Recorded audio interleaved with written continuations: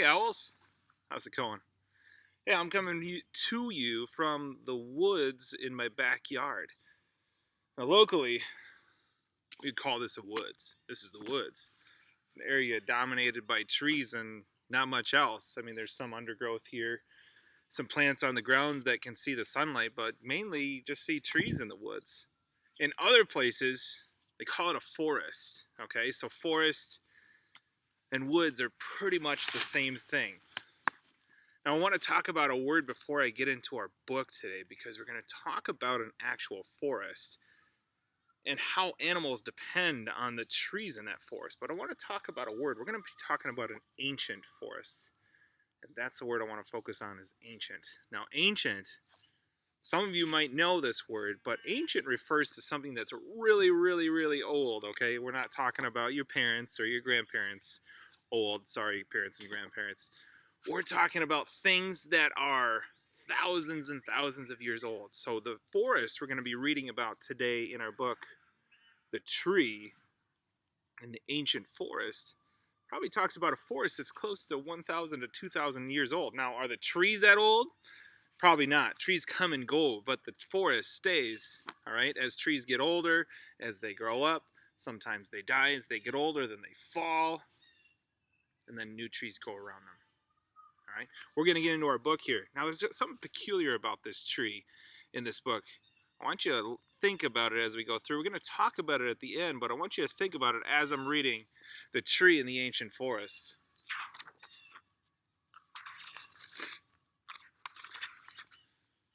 This is the ancient forest.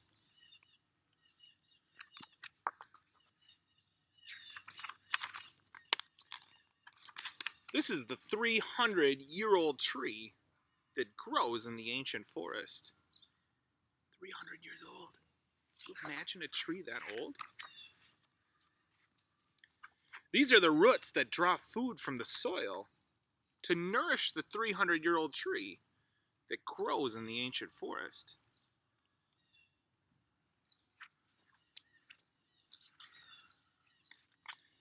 These are the tiny underground truffles that grow on roots that draw food from the soil to nourish the 300-year-old tree that grows in the ancient forest.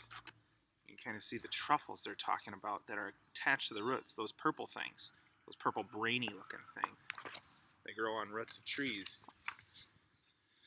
These are the voles and mice that tunnel and eat the tiny underground truffles that grow on roots that draw food from the soil to nourish the 300-year-old tree that grows in the ancient forest. You see the mice and voles in there? Here's a mouse right here. This is a vole. They mainly stay underground. This is the owl that flies at night, that hunts the voles and mice that tunnel and eat the tiny underground truffles that grow on roots that draw food from the soil to nourish the 300-year-old tree that grows in the ancient forest. Yeah, big owl there. See how the owl is hunting for that mouse down in the corner.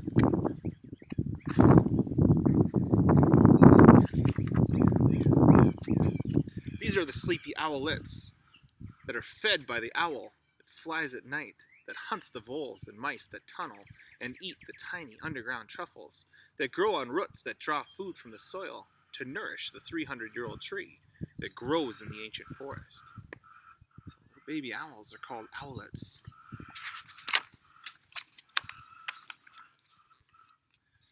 This is the hollow in the tree, home of the sleepy owlets that are fed by the owl that flies at night, that hunts the voles and mice that tunnel and eat the tiny underground truffles that grow on the roots that draw food from the soil to nourish the 300-year-old tree that grows in the ancient forest. I wonder if you're seeing a pattern yet in this book.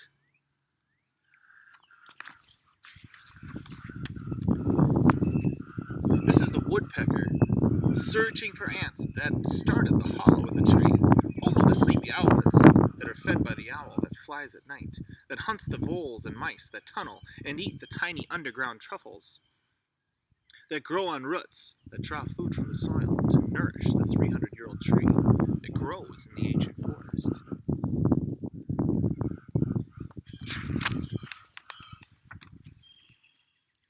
This is the saucy, chattering squirrel that scolds the woodpecker searching for ants, that started the hollow in the tree, home of the sleepy owlets that are fed by the owl, that flies at night, that hunts the voles and mice that tunnel and eat the tiny underground truffles that grow on the roots that from the soil to nourish the 300-year-old tree that grows in the ancient forest.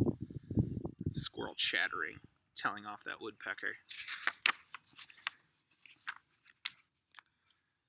This is the hungry, stealthy martin that stalks the saucy, chattering squirrel that scolds the woodpecker searching for ants that started the hollow in the tree, home of the sleepy owlets that are fed by the owl that flies at night, that hunts the voles and mice that tunnel and eat the tiny underground truffles, that grow on the roots that draw food from the soil to nourish the 300-year-old tree that grows in the ancient forest.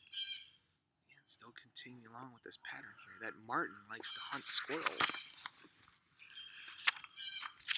Remember, the squirrels, they like to tell off the woodpeckers. Woodpeckers like to eat the ants.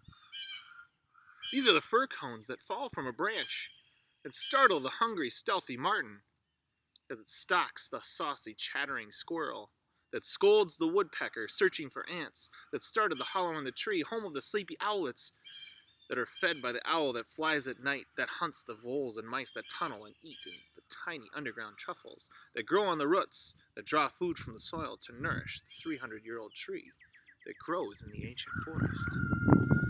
See those pine cones? I wonder what the pine cones are going to do when they fall to the ground. This is the 300-year-old tree that grows the fir cones that fall from a branch and startle the hungry, stealthy martin that stalks the saucy, chattering squirrel that scolds the woodpecker searching for ants, that started the hollow in the tree, home of the sleepy owlets that are fed by the owl that flies at night, that hunts the voles and mice that tunnel and eat the tiny underground truffles that grow on roots that draw food from the soil to nourish the 300-year-old tree that grows in the ancient forest. Man, that's a mighty tree, isn't it?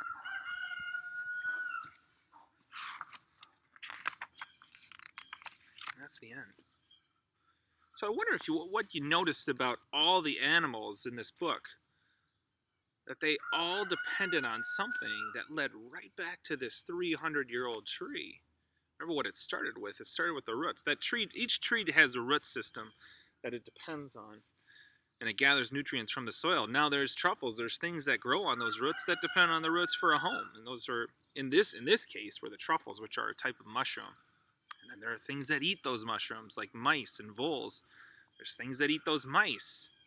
All right, so everything comes right back to the tree in this book. And it brings us to an important word that we're going to study today. So we talked about ancient, how it means something that's really, really old, like our ancient forest here. But we're going to also talk about the word depend. All right, depend. I'm going to write that out for you here really quick. Depend.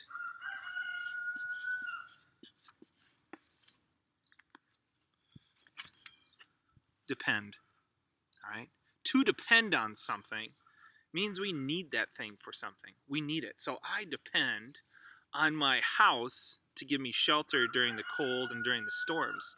So I depend on my house. I also depend on my car to bring me to work every day.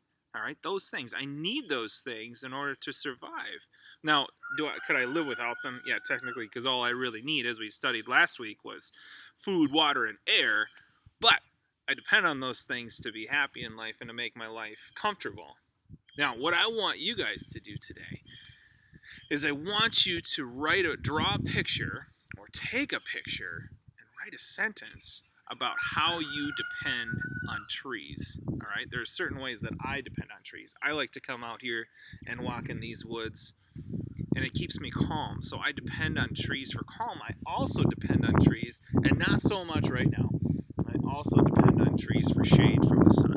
Okay, it keeps us cool. So one part of the assignment that I want you to do today is I want you to draw a picture, take a video, and then say or write a sentence about how you depend on trees. So here, I wrote my picture right here. I drew my picture of a tree, and I got the sun up here, and I say, I depend on trees for shade. Okay? You can use that same sentence starter that I came up with here. I depend on trees for. All right, and notice at the end of my sentence, I have a period. So the first letter is capitalized. The end of my sentence has a period. And I got myself under here. All right, that's a picture. A little stick figure of me. I also want you to draw a picture, take a video, or take a picture of something else that you depend on and write a sentence about how you depend on that thing. So over here, I said, I depend on my car to bring me to work. And there I drew a picture of my car. Okay? That's not really my car. That's actually more a car from the 80s, but that's okay. All right? This is just a picture of a car, but again, you can use that sentence. You can use this sentence starter. I depend on my something, something, something to do something. Okay? I depend on my car to bring me to work. All right? If you have any questions, I'll be available today on Teams, on Seesaw, or you can email me. I look forward to seeing your work. Have a great day. Get outside. It's going to be awesome. Have a great day. I will see you.